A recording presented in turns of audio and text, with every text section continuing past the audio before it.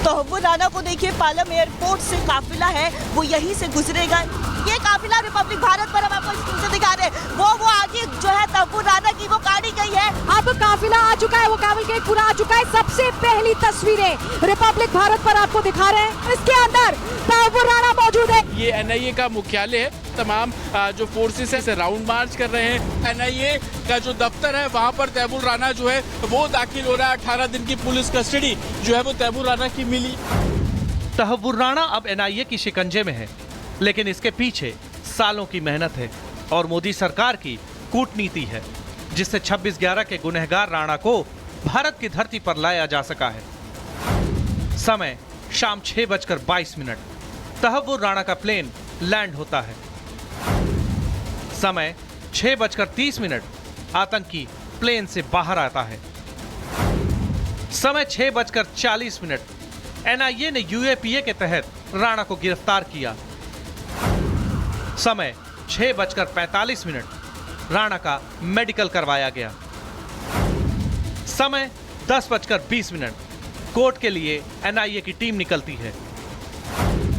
समय 10:36। Patiala house court में राणा को लाया जाता है। समय 2:10। एनआईए को 18 दिन की रिमांड सौंपी जाती है। समय 2:25। राणा को एनआईए हेडक्वार्टर के लिए रवाना किया जाता है। तहव्वुर राणा को भारत की धरती पर उतारने से लेकर कोर्ट में पेशी और एनआईए को मिले 18 दिन की रिमांड, यही टाइमलाइन है। इसी समय के साथ उसका काल शुरू हो चुका है और उसके गुनाहों की किताब पूरी तरह से खुलने वाली है।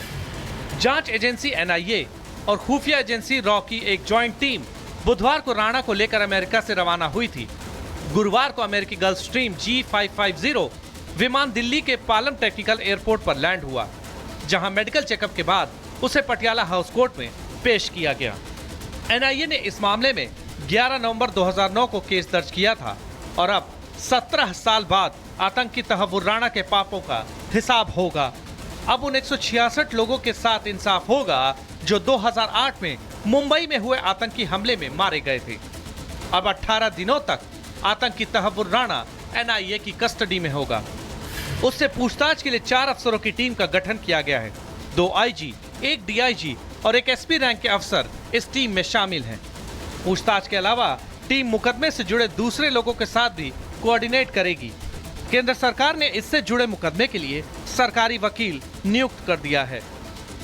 तहव्वुर राणा के बाद अमेरिकी जेल में कैद डेविड हेडली के प्रत्यर्पण की मांग भी तेज हो चुकी है। मतलब साफ है, भारत के खिलाफ दहशत फैलाने वाला कोई भी आतंकी बख्शा नहीं जाएगा। आगे क्या होगा इसका सबको इंतजार है, लेकिन इतना तो तय है कि 64 साल के बाद तहव्वुर राणा की जिंदगी घट गई है। उसके गुनाहों का हिसाब तो तय है। Bureau report, Republic Bharat. Tahawwur Rana को देखिए, पालम एयरपोर्ट से काफिला है वो यहीं से गुजरेगा। ये काफिला रिपब्लिक भारत पर हम आपको स्क्रीन से दिखा रहे हैं। वो आगे जो है तहव्वुर राणा की वो गाड़ी गई है। अब काफिला आ चुका है, वो कैवलकेड पूरा आ चुका है। सबसे पहली तस्वीरें रिपब्लिक भारत पर आपको दिखा रहे हैं। इसके अंदर तहव्वुर राणा मौजूद है। ये एनआईए का मुख्यालय है। तमाम जो फोर्सेस है राउंड मार्च कर रहे हैं। एनआईए का जो दफ्तर है वहां पर तहव्वुर राणा जो है वो दाखिल हो रहा है। 18 दिन की पुलिस कस्टडी जो है वो तहव्वुर राणा की मिली। तहव्वुर राणा अब एनआईए की शिकंजे में है, लेकिन इसके पीछे सालों की मेहनत है और मोदी सरकार की कूटनीति है, जिससे 26/11 के गुनहगार राणा को भारत की धरती पर लाया जा सका है। समय शाम 6:22। तहव्वुर राणा का प्लेन लैंड होता है। समय 6:30। आतंकी प्लेन से बाहर आता है। समय 6:40। एनआईए ने यूएपीए के तहत राणा को गिरफ्तार किया। समय 6:45। राणा का मेडिकल करवाया गया। समय 10:20। कोर्ट के लिए एनआईए की टीम निकलती है। समय 10:36। पटियाला हाउस कोर्ट में राणा को लाया जाता है। समय 2:10। एनआईए को 18 दिन की रिमांड सौंपी जाती है। समय 2:25। राणा को एनआईए हेडक्वार्टर के लिए रवाना किया जाता है। तहव्वुर राणा को भारत की धरती पर उतारने से लेकर कोर्ट में पेशी और एनआईए को मिले 18 दिन की रिमांड, यही टाइमलाइन है। इसी समय के साथ उसका काल शुरू हो चुका है और उसके गुनाहों की किताब पूरी तरह से खुलने वाली है। जांच एजेंसी एनआईए और खुफिया एजेंसी रॉ की एक ज्वाइंट टीम बुधवार को राणा को लेकर अमेरिका से रवाना हुई थी। गुरुवार को अमेरिकी गल्फ स्ट्रीम G550 विमान दिल्ली के पालम टेक्निकल एयरपोर्ट पर लैंड हुआ, जहां मेडिकल चेकअप के बाद उसे पटियाला हाउस कोर्ट में पेश किया गया। एनआईए ने इस मामले में 11 नवंबर 2009 को केस दर्ज किया था और अब 17 साल बाद आतंकी तहव्वुर राणा के पापों का हिसाब होगा। अब उन 166 लोगों के साथ इंसाफ होगा जो 2008 में मुंबई में हुए आतंकी हमले में मारे गए थे। अब 18 दिनों तक आतंकी तहव्वुर राणा एनआईए की कस्टडी में होगा। उससे पूछताछ के लिए 4 अफसरों की टीम का गठन किया गया है। 2 आईजी, 1 डीआईजी और 1 एसपी रैंक के अफसर इस टीम में शामिल हैं। पूछताछ के अलावा टीम मुकदमे से जुड़े दूसरे लोगों के साथ भी कोऑर्डिनेट करेगी। केंद्र सरकार ने इससे जुड़े मुकदमे के लिए सरकारी वकील नियुक्त कर दिया है। तहव्वुर राणा के बाद अमेरिकी जेल में कैद डेविड हेडली के प्रत्यर्पण की मांग भी तेज हो चुकी है। मतलब साफ है, भारत के खिलाफ दहशत फैलाने वाला कोई भी आतंकी बख्शा नहीं जाएगा। आगे क्या होगा इसका सबको इंतजार है, लेकिन इतना तो तय है कि 64 साल के बाद तहव्वुर राणा की जिंदगी घट गई है। उसके गुनाहों का हिसाब तो तय है। Bureau report, Republic Bharat. Tahawwur Rana को देखिए, पालम एयरपोर्ट से काफिला है वो यहीं से गुजरेगा।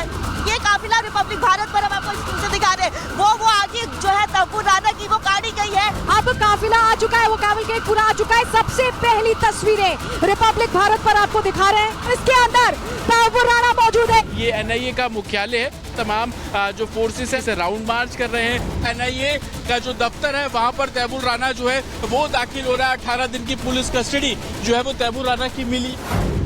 तहव्वुर राणा अब एनआईए की शिकंजे में है, लेकिन इसके पीछे सालों की मेहनत है और मोदी सरकार की कूटनीति है, जिससे 26/11 के गुनहगार राणा को भारत की धरती पर लाया जा सका है। समय शाम 6:22। तहव्वुर राणा का प्लेन लैंड होता है। समय 6:30। आतंकी प्लेन से बाहर आता है। समय 6:40। एनआईए ने यूएपीए के तहत राणा को गिरफ्तार किया। समय 6:45। राणा का मेडिकल करवाया गया। समय 10:20। कोर्ट के लिए एनआईए की टीम निकलती है। समय 10:36। पटियाला हाउस कोर्ट में राणा को लाया जाता है। समय 2:10। एनआईए को 18 दिन की रिमांड सौंपी जाती है। समय 2:25।